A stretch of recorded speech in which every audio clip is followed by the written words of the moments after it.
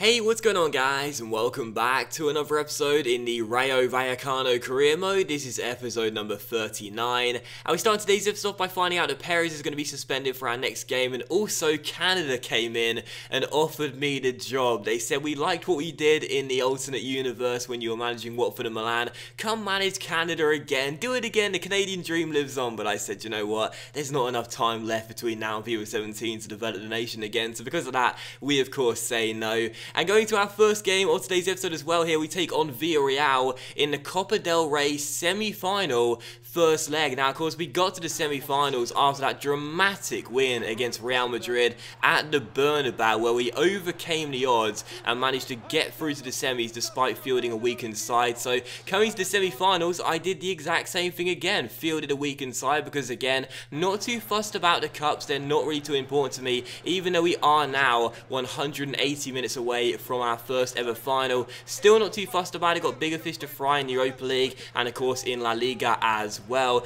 Didn't do much in the first half. In the second half we did have one chance there, but Villarreal had a good chance here from a corner 49 minutes in. Jugueros didn't need to strike on the volley there, could have controlled it and came inside after some poor marking, but instead he took the shot on early and couldn't hit the target. But Sergio Asenjo made a fantastic double save here though in the 69th minute. A couple of attempts, one from Montiel and also from Mayoral, both saved by the goalkeeper, and also some dogged defending by Villarreal kept us at bay and kept the score at 0-0. They had one of the final chances of the game with 8 minutes to go, that shot going just wide the post and behind for a goal kick, and it was how the game would finish as well. Final score 0-0 between the two sides, and to be honest, I wanted an away goal, but Villarreal's defending in this game was absolutely fantastic. They were dogged, kept me outside the box most of the time, really good at keeping me at bay, and when I did get inside, Asenjo made the saves required by, I thought it was absolutely fantastic in this game, but again, just could not break down Villarreal. And you can see there, so many yellow shirts in and around the 6-yard area. They were so dogged in their defending and just would not allow me to score. So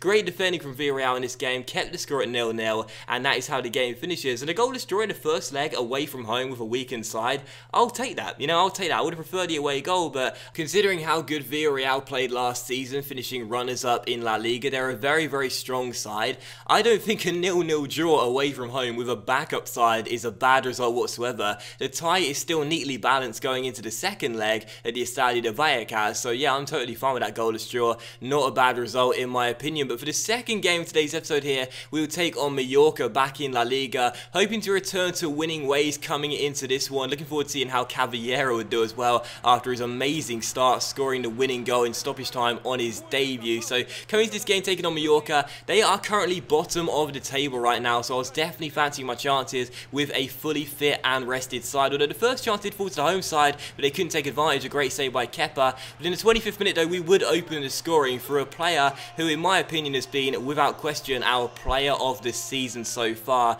And I would say probably the biggest reason as to why we're doing so well this year. Adama came in from Aston Villa for a few £1 million. He's mainly been getting the assists this season with his pace down the wing and crossing the ball in. He's leading the league in terms of assists, but that's now his second goal in La Liga, winning the ball back there, going forward and smashing it in with that dagger of a right foot. Dagger? Is that really the right word to use there? But either way, he's got a foot like a traction engine, let's just say that. A brilliant goal by Adama there, Alan Partridge reference, and a really good goal to put us 1-0 up, and he was the danger man all through the first half for us really. Another great chance here 10 minutes before the break, but sadly I couldn't keep the shot down, and another great chance 5 minutes later. A wicked ball into the centre was only half dealt with. It fell to Moreno, our new left back, who went for goal. It was a good save by the goalkeeper though to deny the former Liverpool fullback. So still 1-0 to Rayo, but despite the home side having the first chance of the game, I thought we did play better in the first half, and in the second half, just 8 minutes after the restart, had a great chance on the break to make it 2-0. Camaras's long ball found Dani Ceballos, who broke clear of the defensive line,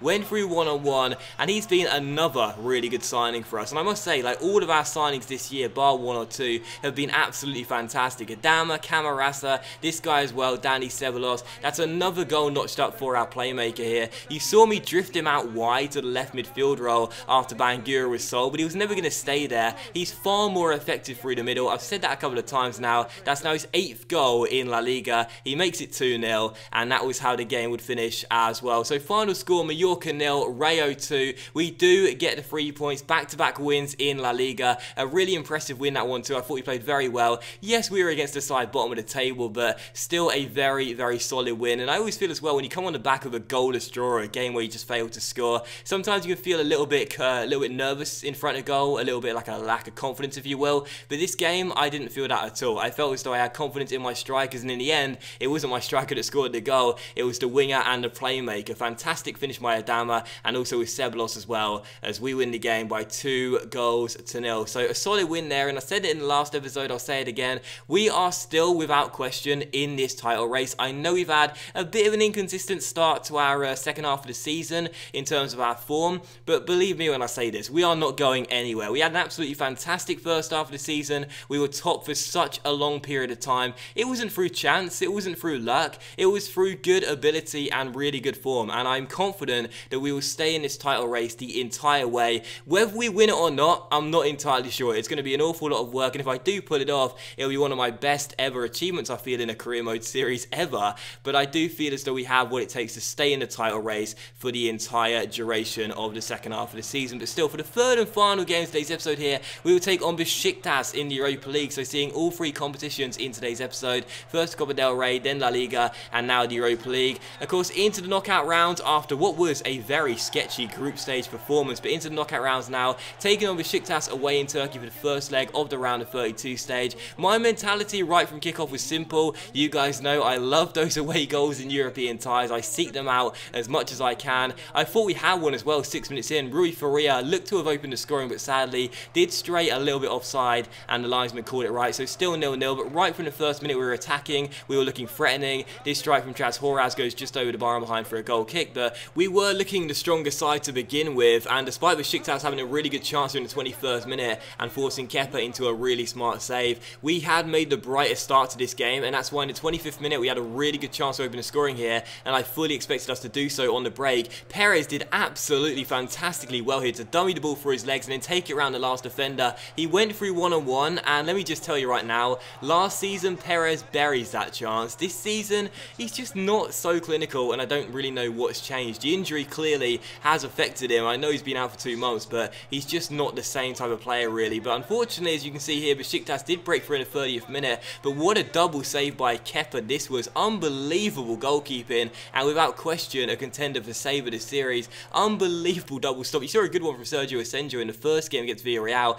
That one was even better. Besiktas couldn't believe it was still 0-0 after an extraordinary double save by our young goalkeeper between the sticks. So still 0-0, but even the Besiktas goalkeeper was getting involved in the action too. A really good save there kept the score scoreless, and it was still 0-0. This really was a game for the goalkeepers, to be honest, both making really impressive saves throughout this game, and it was still 0-0. The final chance fell with 4 minutes to go, with Chas Horaz finding Issy here. He played it through towards Rui Faria, and how about this? He breaks clear of the Besiktas defenders, gets into the area, gets pulled down, and the referee gives a penalty with 2.5 minutes to go. Besiktas defenders are furious, but it's a clear penalty here. The number 12 has his shirt, you can see him pulling on it. Faria hits the deck, and the Besiktas players may have thought he went down softly, but if you're going to pull on the shirt like that, you are running the risk and giving the referee a little alternative. So penalty to Rayo Vallecano, and a chance to win the game with 1.5 minutes to go. Mayoral would stand up and take it, but I missed. I put the penalty wide of the post, and this is not the first time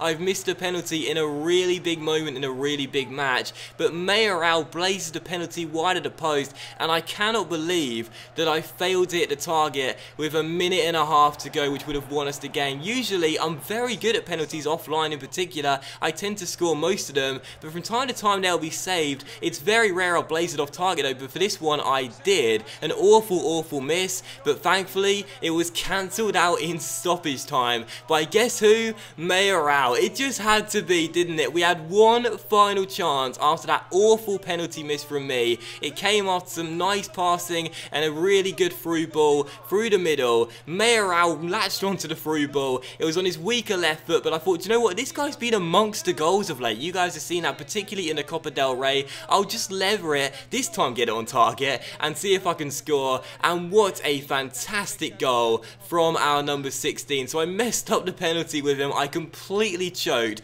but just a couple minutes later, it is redemption, and it had to be Rayo to win us the game, didn't it? So final score, Besiktas 0, Rayo Vallecano 1. It was virtually the final kick of the game. How about that for drama in the first knockout round of the first leg of the first knockout round, I should say, in the Europa League. Rayo winning the game a couple minutes after missing a penalty. How about that? So final score 1-0. We get the away goal I craved, and it means that going back to the Estadio de Vallecas, Besiktas will have to score, otherwise they will be going out. So a pretty balanced game I felt, but I felt we did just about deserve to edge it, and I'm really pleased that in the end, I mean, I'm laughing because I can just remember my reaction to it when I played this game a couple of nights ago. I was so relieved. It was unreal. I was ready to throw my controller out the balcony window. Instead, I was able to dance around the flat knowing that I redeemed myself for a really good goal. So final score 1-0, a good win, and a really good advantage going into the second leg at the Estadio de Vallecas. But that would end today's episode in the Rayo Vallecano career mode, guys. So a big thank you for watching. I really hope you have enjoyed it. If you have enjoyed today's episode, then please do leave a like. Likes are of course much appreciated, and it really helps the channel grow as well.